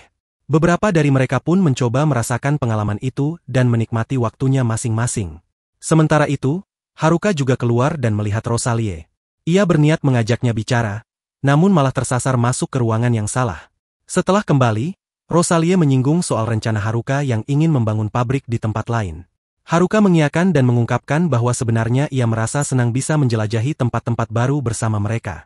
Ia merasa diterima sebagai bagian dari keluarga, dan itu membuat hatinya hangat. Pagi harinya, semua orang tersadar bahwa Haruka tidak ada di tempat. Mereka panik karena ia terlalu lama berada di kamar mandi dan khawatir kalau dia meleleh. Namun kenyataannya, Haruka hanya terjatuh dari tempat tidur dan pingsan di lantai. Kemudian Beelzebub datang dan memberitahu bahwa mereka akan segera masuk ke wilayah Demon Territory, karena keesokan harinya akan diadakan upacara penting untuk mereka. Dalam perjalanan menuju wilayah tersebut, mereka mulai dijelaskan mengenai berbagai jenis ras dan iblis yang menghuni Demon Territory. Beberapa dari mereka berwujud seperti manusia, namun ada juga yang menyerupai binatang, dan kebanyakan tampak seperti makhluk buas. Saat rombongan hampir sampai, Azusa menyampaikan bahwa mereka memang harus bertemu langsung dengan Demon King. Beelzebub menegaskan bahwa itu sangat penting, karena hanya sang raja yang dapat memberikan hadiah atas jasa mereka, dan memang mereka layak mendapatkannya. Namun, baik Laika maupun Azusa tampak gugup. Mereka takut berbuat kesalahan yang bisa membuat sang Demon King murka dan membahayakan nyawa mereka. Melihat kegugupan itu, Beelzebub menyela dan memperingatkan dengan tegas bahwa jika ada yang mencoba menghina atau melakukan kesalahan terhadap Demon King, maka dia sendiri yang akan menghabisi mereka. Perjalanan pun dilanjutkan menuju istana, yang bentuknya seperti labirin besar. Struktur bangunannya dirancang agar orang luar tidak bisa sembarangan masuk ke dalam. Saat mereka berjalan menyusuri jalur tersebut, sesuatu pun muncul di hadapan mereka. Para penjaga langsung berkata seolah-olah kepada seorang anak, memperingatkannya agar tidak menghalangi jalan mereka. Namun, mereka sama sekali tidak sadar bahwa sosok yang mereka hadapi adalah Raja Iblis itu sendiri. Singgasana terlihat kosong tanpa penghuni, dan saat itulah Beelzebub mengungkapkan bahwa yang berdiri di hadapan mereka tidak lain adalah Raja Iblis. Semua orang terkejut saat mendengar pernyataan itu. Raja Iblis pun menjelaskan dengan tenang bahwa dirinya memang tidak menyukai duduk tinggi di atas singgasana dan menyapa dari kejauhan. Ia lebih memilih menyambut orang-orang dengan cara yang lebih sopan dan langsung. Mendengar itu, Haruka buru-buru menyampaikan permintaan maaf atas apa yang telah dikatakannya sebelumnya. Namun, saat ia hendak berdiri, Raja Iblis langsung menjatuhkannya dengan satu serangan yang membuatnya tak sadarkan diri. Hal itu menandakan bahwa semuanya telah berakhir. Karena insiden itu, Haruka pun dijebloskan ke dalam penjara, dan hukuman eksekusinya pun telah ditetapkan. Para penjaga diberi perintah ketat untuk memastikan tak ada yang membuat kekacauan lagi, karena satu kesalahan kecil bisa berarti kematian. Meski begitu, teman-temannya diam-diam merencanakan bagaimana cara menyelamatkan Haruka. Rosalie pun muncul dan memberi informasi bahwa di luar terdapat taman yang dipenuhi berbagai macam tanaman herbal yang mungkin bisa digunakan untuk membuat penawar. Namun, tantangan terbesar adalah bagaimana cara mereka bisa mencapai tempat itu. Disinilah peran Laika sangat penting. Ia pun berubah menjadi seekor naga kecil, membuat Azusa tak bisa menahan rasa gemasnya hingga memeluknya erat. Sementara itu, dia pergi keluar dan berhasil mengumpulkan berbagai tanaman obat, lalu memberikannya kepada Azusa. Dengan cepat, Azusa mulai meracik ramuan penyembuh. Rencana mereka berikutnya adalah membawa ramuan itu ke kamar Raja Iblis dan memberikannya secara langsung, tugas yang tentu sangat berisiko. Tak lama, Fania mendatangi mereka dan menyampaikan pesan dari Beelzebub bahwa Azusa harus menyamar sebagai seorang dokter dengan mengenakan pakaian khusus. Dengan begitu, ia bisa mendekati Raja Iblis tanpa dicurigai. Mereka pun bersiap berangkat. Fania sendiri tak punya banyak pilihan karena ia hanya menjalankan perintah langsung dari Beelzebub. Risiko ditangkap berarti kematian bagi keduanya. Saat mereka hampir mencapai tujuan, beberapa penjaga melihat mereka dan mulai mencurigai identitas mereka yang sebenarnya. Salah satu penjaga mengenali siapa dokter asli istana itu dan bagaimana penampilannya. Dalam situasi yang menegangkan itu, Azusa akhirnya mengungkapkan identitasnya yang sesungguhnya dan mencoba berbicara langsung, menyatakan bahwa ia ingin menemui Raja Iblis. Ia ingin berbicara, namun tak seorang pun berniat mendengarkan. Tak lama kemudian, semua penjaga segera maju untuk menyerang. Namun dengan mudah mereka ditundukkan satu persatu. Karena ia harus melindungi keluarganya, maka para jenderal pun diperintahkan untuk menyerang bersama. Mereka menggunakan sihir es dalam satu serangan serempak, tetapi semua itu tidak berarti apa-apa di hadapannya. Dengan satu serangan saja, ia berhasil menjatuhkan semuanya. Setelah itu, ia menoleh ke Fania dan bertanya-tanya dalam hati apakah tindakannya barusan terlalu berlebihan. Namun, Bills hanya menanggapi bahwa kalau ia ingin menghancurkan seluruh kota pun, hal itu sangat mungkin dilakukannya. Ia mengangguk, karena memang dirinya pun sadar akan hal itu. Mereka pun segera melanjutkan perjalanan menuju ruang pribadi Raja Iblis, yang saat itu masih dalam keadaan tidak sadarkan diri. Namun, tepat sebelum ramuan penawar diberikan, Raja Iblis tiba-tiba terbangun dan mempertanyakan apa yang hendak diberikan kepadanya. Penjelasan pun muncul bahwa itu hanyalah ramuan penyembuh untuk mengembalikan kesadarannya. Tapi sang Raja Iblis mencurigai bahwa cairan itu lebih mirip racun daripada penyembuh, sehingga ia menuntut bukti bahwa niat mereka tulus. Ia lalu menantang, jika benar itu hanya ramuan penyembuh, maka lawanlah aku dalam pertarungan. Jika kau menang, berarti kau jujur. Tapi jika kau kalah, maka itu bukti bahwa kau memang berniat meracuniku dan aku akan membunuhmu. Pertanyaan pun muncul dalam benaknya.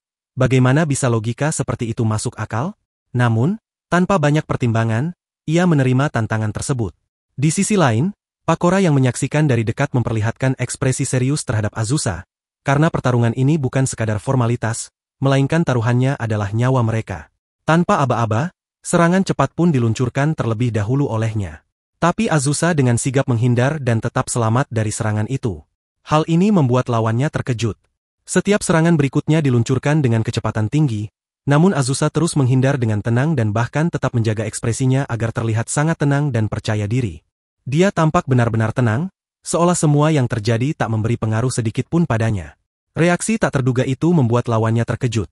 Bagaimana mungkin seseorang tetap santai setelah menerima serangan sekuat itu?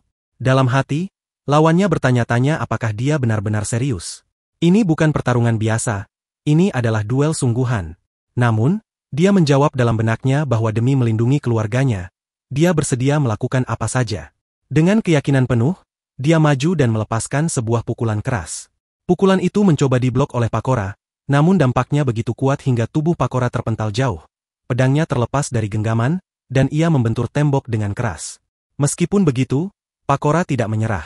Dia berdiri kembali, siap melanjutkan pertarungan. Namun, Azusa menasihatinya untuk mengakui kekalahan, karena pedang miliknya telah hancur berkeping-keping. Ketika Pakora memeriksa kembali pedangnya, ia hanya menemukan serpihan kecil yang berserakan. Tiba-tiba suasana berubah. Pakora mulai memanggil Azusa sebagai kakak besar dan mengakui bahwa semua ini hanyalah ujian. Ia sebenarnya tengah mencari seseorang yang kekuatannya melampaui dirinya, seseorang yang bisa ia kagumi dan anggap sebagai kakaknya. Setelah mengakui Azusa sebagai kakaknya, ia lalu bertanya apakah Azusa bersedia mencium pipinya. Ia mengaku bahwa dalam banyak manga yang ia baca, kakak perempuan biasanya mencium adik mereka di pipi. Azusa mengangguk setuju, dan saat ia hendak mencium pipi Pakora, tiba-tiba rombongan orang datang. Mereka salah paham dan mengira bahwa Pakora dan Azusa adalah pasangan, hingga membuat suasana menjadi tegang. Pakora pun memperingatkan mereka untuk tidak mengganggu momen itu, karena jika tidak, ia tak segan-segan membunuh mereka semua. Di tengah ketegangan itu, Falfa muncul dan mengeluh karena sebagai putrinya sendiri, Azusa belum pernah mencium pipinya. Mendengar hal itu, Azusa pun mencium pipi Falfa dan juga Syailsa, menunjukkan kasih sayangnya sebagai seorang ibu. Kemudian, ia juga mencium Pakora, dan memeluk seluruh keluarganya dengan penuh cinta dan perlindungan. Namun tak lama kemudian, Pakora menyebutkan bahwa Azusa harus segera memanggil Fiora, karena ia ingin membuatnya menyerah dan menjadi peliharaannya. Tetapi Azusa menolak keras gagasan itu, dan mengatakan bahwa dia tidak akan memaksa siapapun untuk menyerah.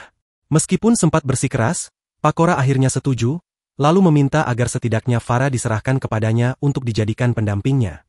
Setelah menangkap Horn, kini ia resmi menjadi seorang pelayan. Mereka bersiap untuk kembali, namun Fiora menolak untuk pergi. Ia mengingatkan bahwa karena telah menjadi pelayan, ia tidak bisa meninggalkan majikannya begitu saja. Sesuai aturan demologi, seorang pelayan yang meninggalkan tuannya akan dijatuhi hukuman mati. Dalam kebingungan akan langkah selanjutnya, tiba-tiba Vanya muncul dan secara tak sengaja menyiramkan seluruh madu manis ke tubuh Azusa dan Fiora. Di tengah kekacauan itu, Fiora dengan lembut mengungkapkan bahwa ia hanya ingin hidup damai dan tenang. Mendengar hal itu, Laika menyarankan agar Fiora segera pergi. Ia menegaskan bahwa dirinya adalah seekor naga mandiri dan tak ingin membawa dua naga sekaligus bersamanya. Dengan pasrah, Fiora setuju untuk pergi jika memang itu adalah perintah. Namun, sebelum berpisah, ia memohon satu permintaan terakhir, meminta untuk dibelai sekali saja di kepalanya. Permintaan itu dikabulkan. Waktu pun berlalu, hingga suatu pagi yang cerah, Azusa menikmati tehnya.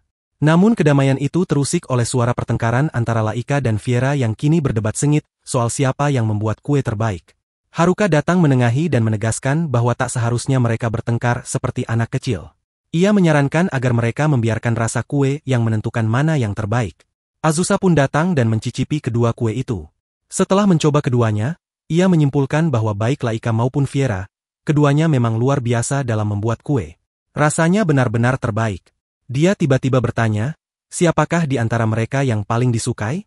Pertanyaan itu membuatnya terdiam, tak mampu menemukan jawaban ataupun kata-kata yang pantas diucapkan. Saat itu juga, seorang gadis yang bekerja sebagai resepsionis datang dan menyampaikan kabar penting. Ia memberitahu bahwa di hutan tengah terjadi kekacauan besar akibat serangan makhluk buas yang menyebabkan luka serius bagi warga biasa. Karena penduduk tak mampu menanganinya, mereka meminta bantuan. Mendengar hal ini, Haruka pun menyetujui untuk membantu, dan Laika serta Fiora pun bersedia ikut serta. Akhirnya, keduanya dikirim menuju lokasi tersebut. Di sisi lain, Razoli, yang merupakan seorang penyihir pantai, memimpin para penduduk. Namun, ketika mereka semua bergerak bersamanya, mereka justru terjebak di suatu tempat.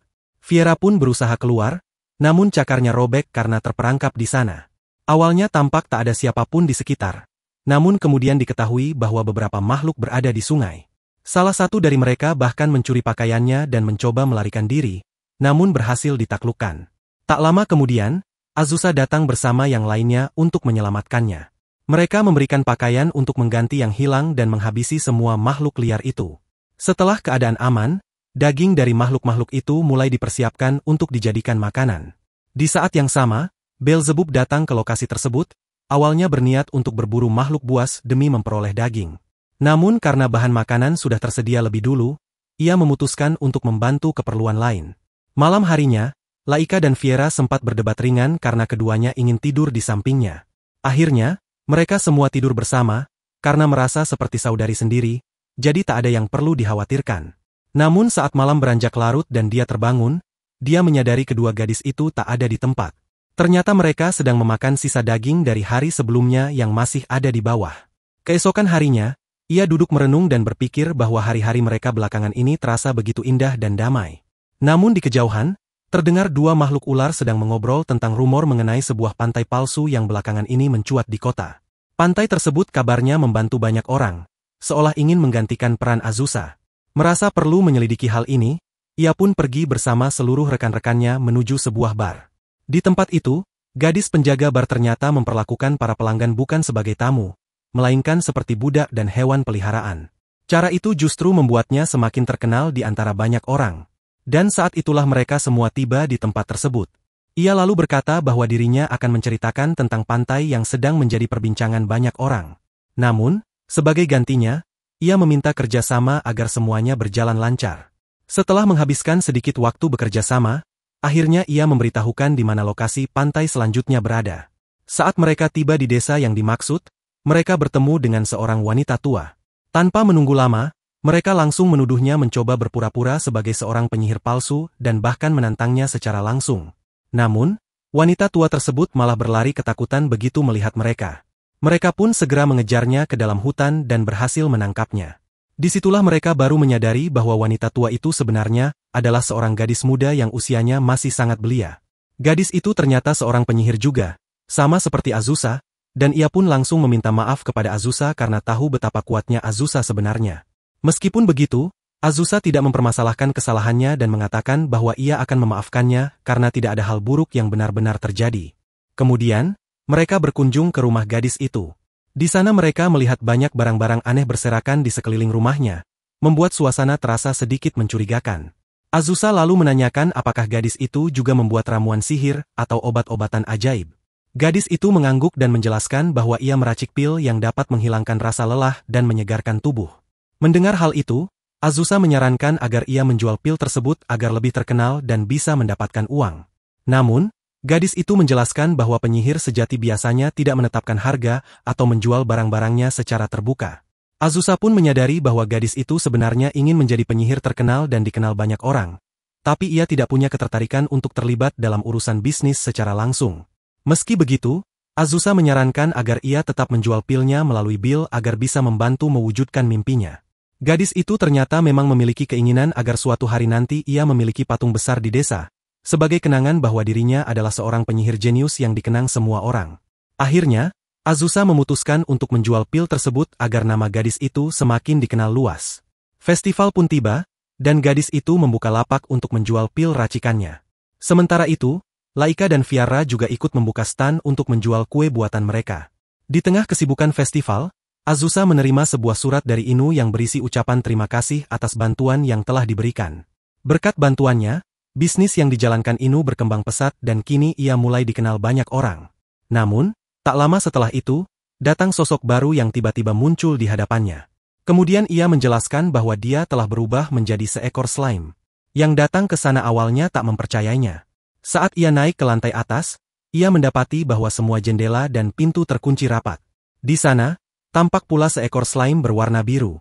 Ia sempat merasa aneh dan curiga dengan situasi tersebut. Namun, begitu slime itu melompat dan memeluknya, ia langsung menyadari bahwa itu bukan makhluk biasa, melainkan Valva sendiri. Semua orang pun segera berkumpul untuk mencari tahu apa yang sebenarnya terjadi, dan mereka menyadari bahwa ini adalah masalah serius yang tak bisa dianggap remeh. Dia pun mengungkapkan bahwa karena Valva adalah roh, mungkin saja ia dapat kembali ke wujud manusianya melalui sihir tertentu. Farah pun menyetujui hal itu, meski ia juga menekankan bahwa memecahkan masalah ini dengan sihir bukanlah hal mudah. Akan ada banyak tantangan yang harus mereka lewati. Sebagai solusi, Farah mengusulkan agar mereka meminta bantuan dari Beelzebub, seorang demon yang mungkin bisa menangani masalah ini. Tanpa membuang waktu, ia mulai melakukan ritual pemanggilan. Namun, seperti sebelumnya, ia malah jatuh lagi ke dalam bak mandi yang penuh dengan air dingin. Beelzebub yang muncul pun marah karena merasa dipanggil tanpa alasan jelas. Namun setelah keluar dan mendengar penjelasan dari Azusa mengenai kondisi Valva yang berubah menjadi slime, kemarahannya perlahan mereda. Awalnya ia masih ragu, tetapi saat melihat sendiri slime biru itu, ia pun terkejut dan langsung memeluknya. Ia mengakui bahwa ini memang masalah besar dan untuk mengatasinya mereka butuh bantuan seorang ahli slime. Beelzebub pun meyakinkan mereka agar tak khawatir, karena di dalam istananya ada seseorang yang sangat memahami slime dan mungkin bisa membantu mereka. Mereka pun segera menaiki punggung Laika dan berangkat menuju istana tersebut. Setibanya di sana, mereka mulai mencari keberadaan sang ahli slime. Namun sayangnya, Beach justru lupa lokasi pasti tempat tinggalnya. Saat mereka mencari-cari, Beach tanpa sengaja menemukan sepotong roti tergeletak dan langsung memakannya, yang membuat Azu terkejut karena ia memakan sesuatu yang tak jelas asal-usulnya. Tak lama kemudian, mereka bertemu dengan Pakora dan langsung menanyakan keberadaan ahli slime tersebut. Pakora menjawab bahwa ia baru akan memberitahukan lokasinya jika Azu memberinya ciuman di pipi. Setelah Azu melakukannya dengan terpaksa, Pakora pun memberitahu bahwa tempat yang mereka cari ada di tenda hitam di bagian kanan luar area tersebut. Di sebuah tempat, terdapat seekor slime, namun di dekatnya juga tertulis beberapa peraturan yang cukup jelas.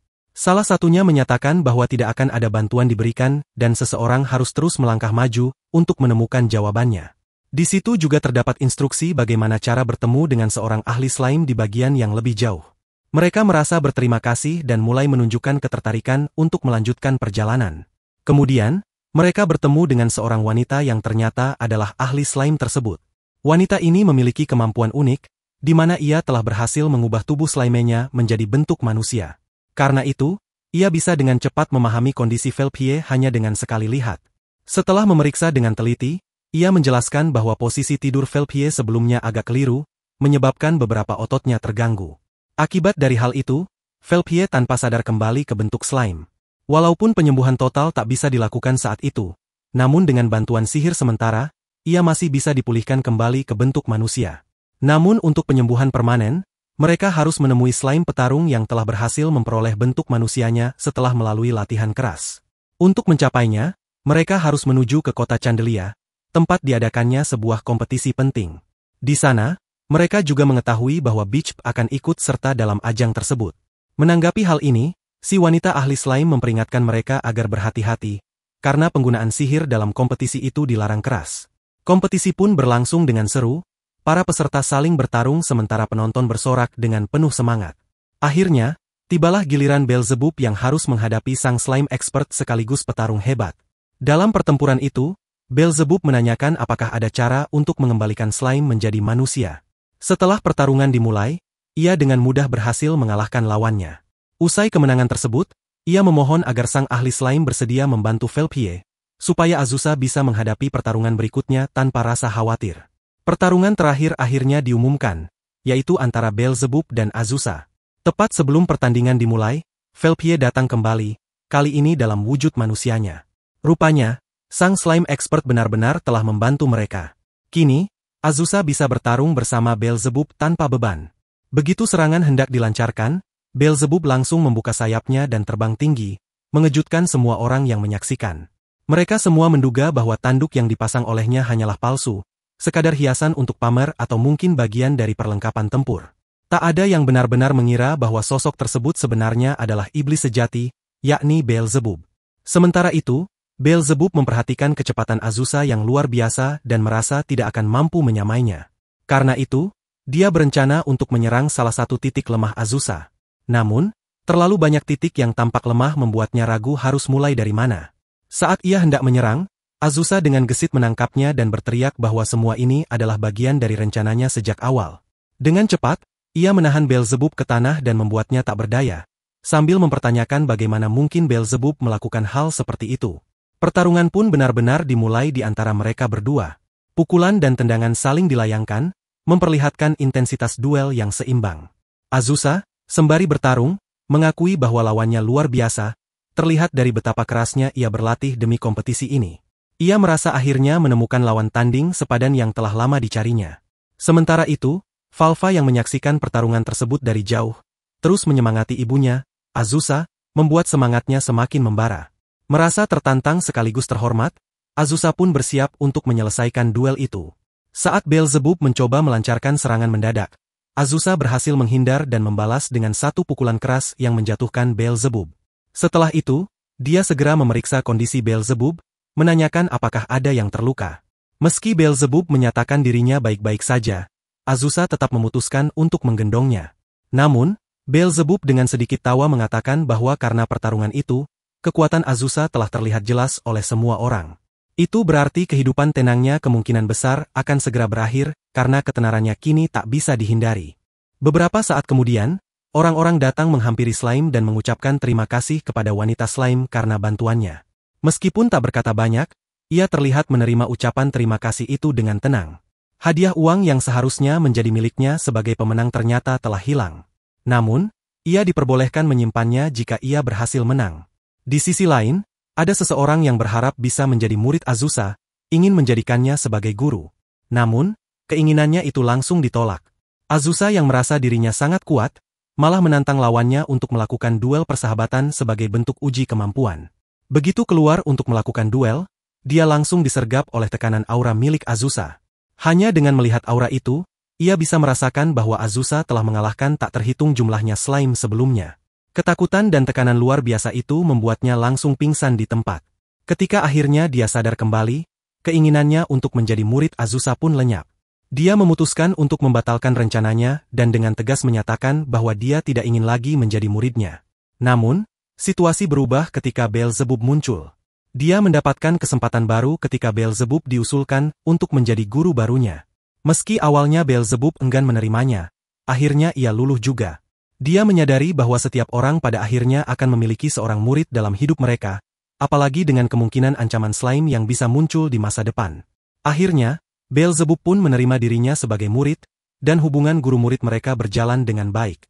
Dengan semangat baru, dia pun memulai langkah berikutnya dalam hidupnya. Sementara itu, semua orang merasa lega karena masalah yang berhubungan dengan Azusa kini sudah mereda. Ketika dia kembali ke Blazim, kabar tentang seorang musisi baru mulai terdengar. Sosok itu bernama Kuku, dan ia dikenal sebagai seorang musisi berbakat. Mereka pun pergi untuk menonton konser Kuku. Namun, saat pertunjukan berlangsung, sesuatu terasa ganjil. Lagu yang dibawakan Kuku terdengar aneh, nyaris mengganggu, bahkan menggetarkan jiwa mereka. Di tengah-tengah lagu, Kuku tiba-tiba pingsan di atas panggung. Awalnya, banyak yang mengira hal itu hanya bagian dari pertunjukan, tetapi tidak lama kemudian, semua menyadari bahwa ia benar-benar kehilangan kesadaran. Mereka pun membawanya pulang dan memberinya makanan. Saat Kuku sadar kembali, mereka bertanya apakah dia pingsan karena kelaparan. Dengan jujur, dia mengangguk dan menjelaskan bahwa sebagai musisi, penghasilannya tidak seberapa, bahkan terkadang tidak cukup untuk makan. Karirnya pun tak berjalan mulus.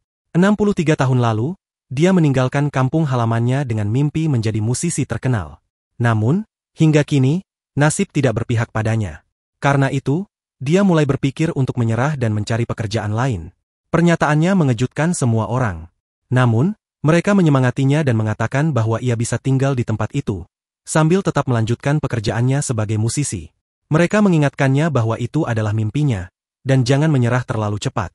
Setidaknya, cobalah sedikit lebih lama, karena bisa jadi mimpi yang selama ini ia kejar akhirnya akan terwujud. Hal itu membuatnya sedikit merasa termotivasi. Ia pun berkata bahwa ia akan mencoba menyanyikan sebuah lagu untuk mereka. Namun, saat ia mulai menyanyi, suara yang keluar justru terdengar seperti seseorang yang sedang bertengkar atau menjerit, bukan bernyanyi. Orang-orang yang mendengarnya spontan menutup telinga mereka karena tak tahan mendengarnya.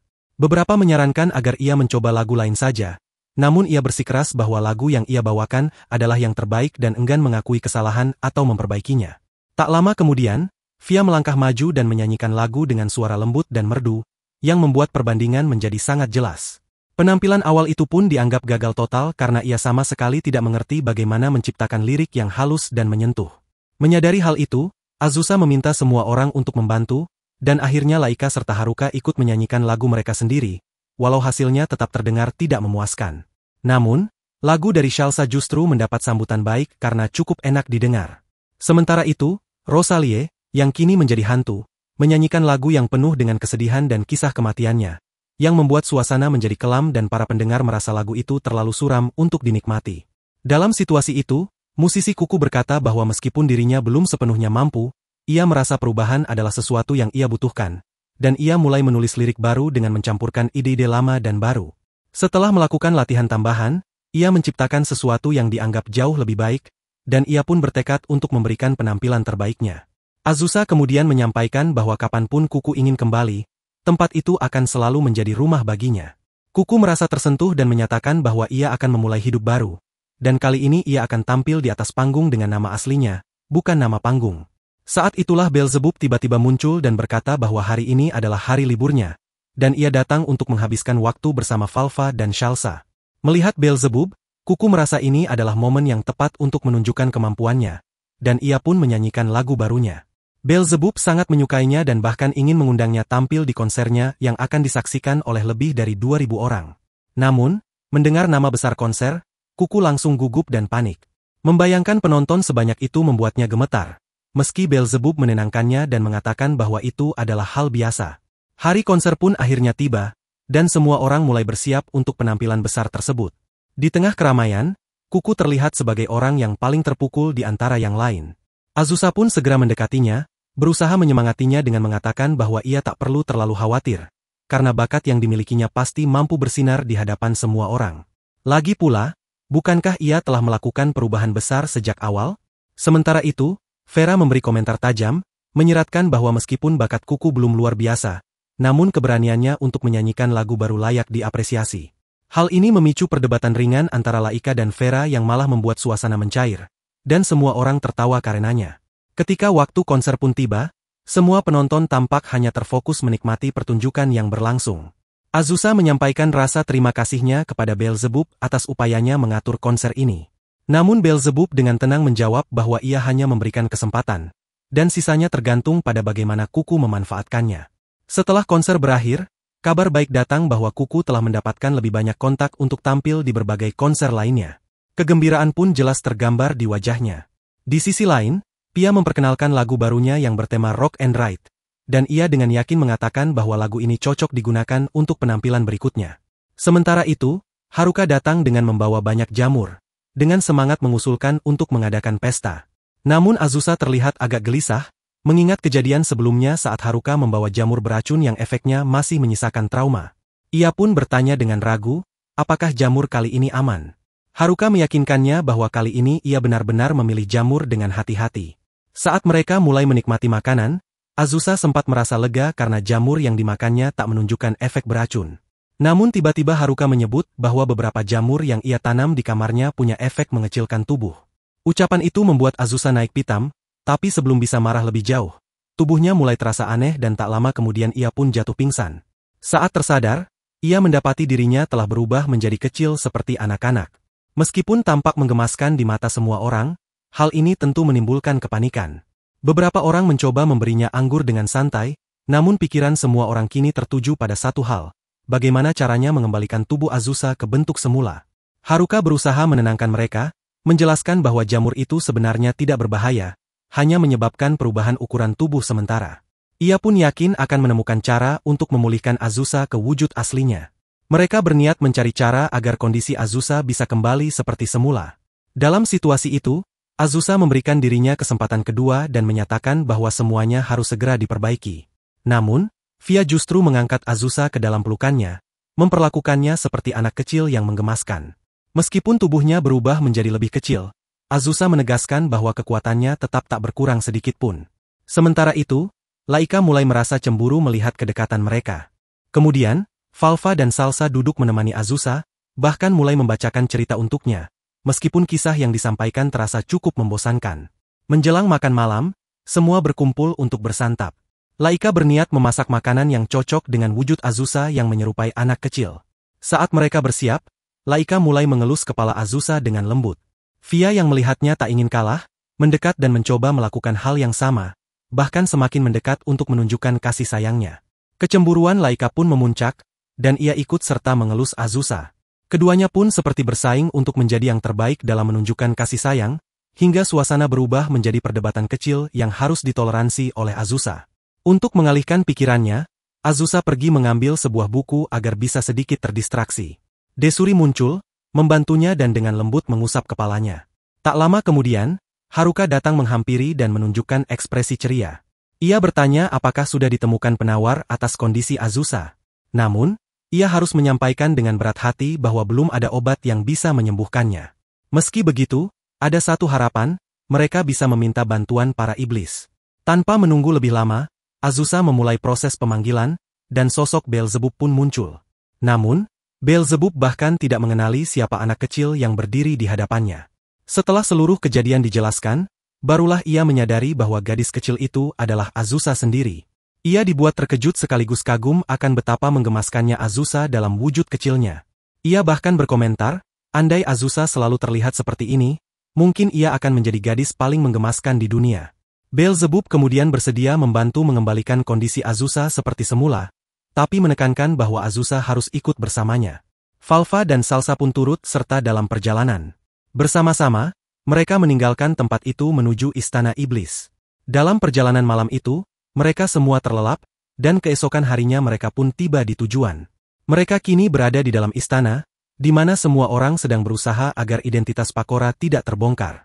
Namun, seperti yang dikhawatirkan, hal itu benar-benar terjadi. Pakora langsung mengenali bahwa gadis kecil itu adalah Azusa. Ia merasa Azusa sangat menggemaskan sehingga tanpa ragu memeluknya dan mengaguminya karena tampilannya yang imut. Meski begitu, Pakora tahu bahwa Azusa ingin kembali ke wujud aslinya. Maka, ia menyampaikan bahwa ada satu cara penyembuhan yang mungkin bisa berhasil. Ia memberitahu tentang sebuah menara tua yang terdiri dari 108 lantai, dan di puncaknya tinggal para alkemis yang ahli dalam menyembuhkan berbagai jenis racun. Namun, jalan menuju ke sana dipenuhi dengan bahaya. Jalurnya melewati hutan yang dipenuhi binatang buas dan monster ganas. Pakora mengaku tak bisa menemani karena tengah sibuk dengan urusan lain, sehingga Azusa harus menempuh perjalanan itu sendiri. Azusa berterima kasih atas bantuan Pakora sejauh ini. Sementara itu, Valva juga memutuskan ikut karena tak bisa meninggalkan Salsa sendirian. Maka, mereka semua berangkat bersama menuju pohon besar legendaris yang menjadi pintu gerbang ke menara tersebut. Ketika tiba di sana, diketahui bahwa hanya Vania dan Azusa yang akan masuk ke dalam. Saat mulai menjelajahi bagian dalam, dua dari mereka bercanda bahwa suasana itu mengingatkan mereka pada masa-masa sekolah dulu. Mereka melanjutkan perjalanan ke atas dengan menggunakan lift, karena tempat itu ternyata tidak seperti Dungeon biasa. Bahkan, mereka bisa menggunakan koin untuk membeli berbagai barang selama perjalanan. Salah satu dari mereka menjelaskan bahwa lantai ke-10 dan ke-11 termasuk zona berbahaya karena banyak dihuni monster. Terutama lantai ke-11, di mana monster yang menjaga tempat itu terkenal sangat kuat dan menakutkan. Namun, sebelum melanjutkan perjalanan, mereka sempat berbelanja sedikit. Setelah itu, perjalanan pun dilanjutkan. Di lantai ke-10 semuanya berjalan lancar, tapi di lantai ke-11 mereka dihadang oleh sekumpulan bola misterius. Anehnya, bola-bola itu justru bersikap ramah. Ternyata mereka sebelumnya adalah makhluk kuat yang telah bertarung melawan banyak iblis hebat, tetapi tidak pernah menang. Karena kegagalan terus-menerus, mereka akhirnya memilih untuk hidup damai dan bersikap bersahabat. Perjalanan pun kembali berlanjut dengan menaiki lift, hingga mereka tiba di sebuah area pemandian air panas. Di sana, mereka memanfaatkan waktu untuk bersantai sejenak. Sementara itu, Azusa yang kini masih dalam wujud kecil terlihat mulai kelelahan. Ia merasa cukup lelah, itulah sebabnya suasana hatinya sedang tidak begitu baik.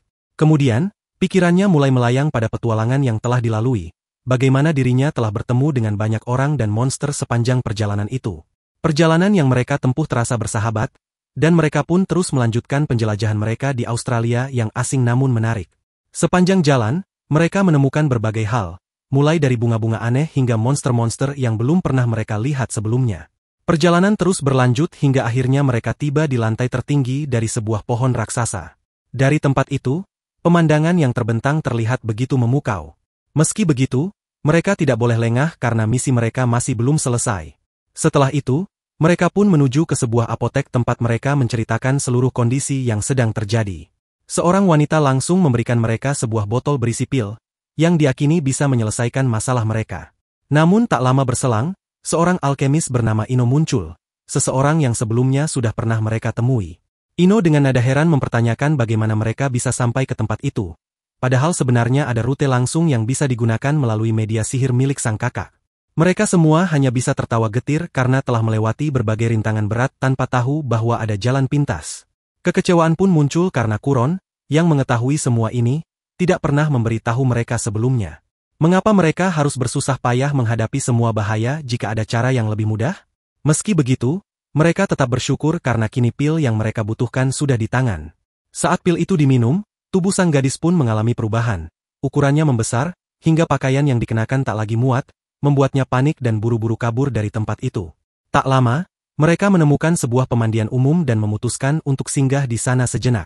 Namun bagi Pakora, mandi bersama orang lain di tempat umum cukup memalukan. Sementara itu, Azusa, dengan nada seperti seorang kakak yang bijak, menegurnya dengan lembut karena telah memberinya arah perjalanan yang jauh berputar. Sebagai hukuman, ia hanya menepuk lembut kepala Pakora, menunjukkan kasih sayang khas seorang kakak. Di desa, mereka mendengar kabar bahwa sebuah festival baru akan segera digelar. Sebuah festival tarian sebagai bentuk doa kepada Dewi Bumi agar panen tahun ini melimpah. Ketika ditanya apakah Azusa ingin ikut serta, awalnya ia merasa kegiatan seperti itu bukanlah gaya dirinya. Namun karena mengingat betapa hangat dan mendukungnya keluarga barunya, ia pun memutuskan untuk berpartisipasi. Semua orang merasa sangat bahagia karena sesuatu yang menyenangkan tengah berlangsung. Namun, mereka menyadari bahwa perlu ada rencana yang dibuat untuk kedepannya. Maka, mereka pun berkumpul santai di sebuah ruangan kecil sambil menyantap makanan. Saat duduk bersama, muncul ide baru. Bagaimana jika mereka membuka sebuah kafe? Gagasan itu terasa menyenangkan, sehingga mereka langsung memesan berbagai jenis seragam. Begitu sampai di rumah, pesanan seragam itu telah tiba. Semua orang terlihat memukau dalam balutan baju pelayan, kecuali Haruka yang mendapati bajunya terlalu kecil karena ukuran dadanya yang cukup besar. Sementara itu, Rosalie, yang merupakan hantu, menyatakan bahwa ia beruntung karena tidak perlu mengenakan seragam. Tapi Azusa tidak tinggal diam. Dengan sihir, ia langsung menciptakan pakaian baru yang pas untuk Rosalie.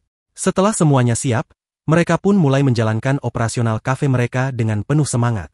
Mereka mencetak banyak selebaran promosi dan menyebarkannya kepada warga sekitar, mengumumkan bahwa kafe mereka telah dibuka. Sesampainya di rumah, Azusa mengingatkan semua orang untuk tidak terlalu memikirkan hasilnya.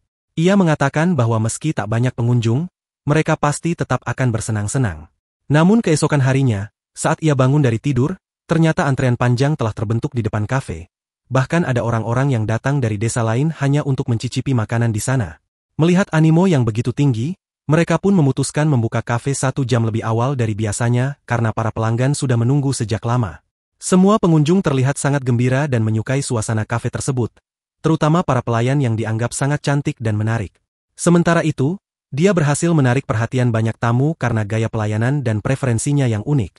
Namun, karena terlalu banyak membawa piring, keseimbangannya terganggu dan hampir saja terjatuh. Untungnya, Rosalie menggunakan sihirnya untuk menghentikan semua piring agar tidak berantakan. Orang-orang pun semakin terkesan dengan performa mereka yang luar biasa. Karena kelelahan, akhirnya Sal dipersilakan duduk di kursi untuk beristirahat. Sementara pekerjaan pencatatan diserahkan padanya agar tetap bisa berkontribusi tanpa memaksakan diri. Tak lama kemudian, terdengar suara Beelzebub yang masuk dengan penuh semangat, mempertanyakan apakah mereka benar-benar membuka sebuah kafe. Ia terlihat kesal karena tidak diberitahu tentang hal ini sebelumnya. Ia mengaku telah mendengar kabar mengenai kafe tersebut, dan merasa kecewa karena tidak diundang sejak awal. Azusa mulai memahami situasinya saat seorang wanita berkata seolah ingin membantunya. Namun wanita itu, yang ternyata seorang demon, mengatakan bahwa bantuan tidak bisa diminta dengan santai darinya dan langsung pergi meninggalkannya. Beberapa waktu kemudian, Lord kembali, namun kali ini mengenakan kostum pelayan. Penampilannya menarik perhatian, terutama karena bentuk tubuhnya yang menonjol dan kecantikannya yang mencolok. Tak lama, Pakora pun muncul dengan kostum pelayan yang serupa. Melihat hal itu, Azusa merasa terkejut, karena menurutnya pekerjaan seperti itu tidak cocok untuk seseorang dengan gelar Demon King. Namun Pakora tampak santai dan menjelaskan bahwa jika Beelzebub bisa menikmati peran ini, maka tak ada salahnya ia pun turut bersenang-senang. Ia bahkan tidak datang sendirian. Vania juga ikut hadir untuk membantu secara penuh. Di sisi lain, Fighter juga muncul dan mengatakan kepadanya bahwa kegiatan ini termasuk bagian dari latihan mereka. Hal itu membuat suasana semakin meriah dan menyenangkan. Tak lama kemudian, Inu keluar dengan semangat, memperkenalkan produk barunya sambil melakukan promosi.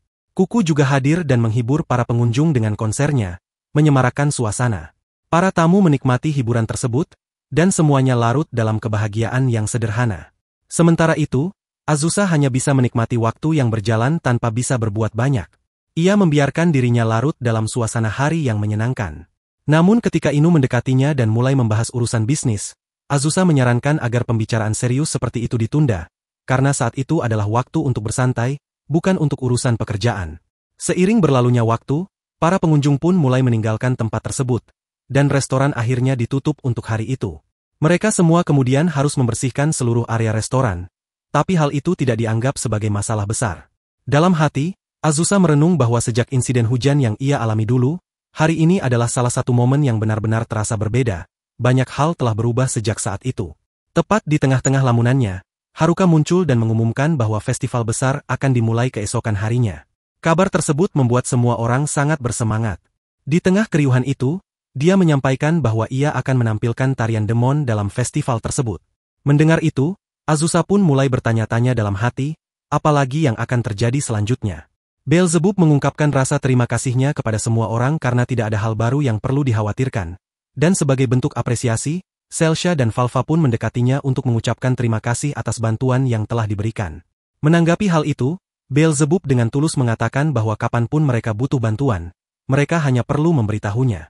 Tak lama kemudian, orang itu muncul dan menyindir bahwa di hadapan dua gadis manis dan menawan seperti itu, Beelzebub pasti akan langsung menurut pada apapun yang mereka katakan. Sementara itu, Azusa tenggelam dalam pikirannya sendiri. Ia menyadari bahwa sejak reinkarnasinya, sudah 3 abad berlalu, dan selama waktu itu, satu-satunya hal yang ia lakukan hanyalah berburu slime tanpa banyak perubahan berarti dalam hidupnya. Namun kini, setelah 300 tahun berlalu, akhirnya ia memiliki sesuatu yang dapat benar-benar ia sebut sebagai keluarga. Ia kini merasakan seperti apa artinya memiliki orang-orang yang benar-benar dekat di hati, dan kehidupannya pun kini terasa begitu penuh warna dan menyenangkan.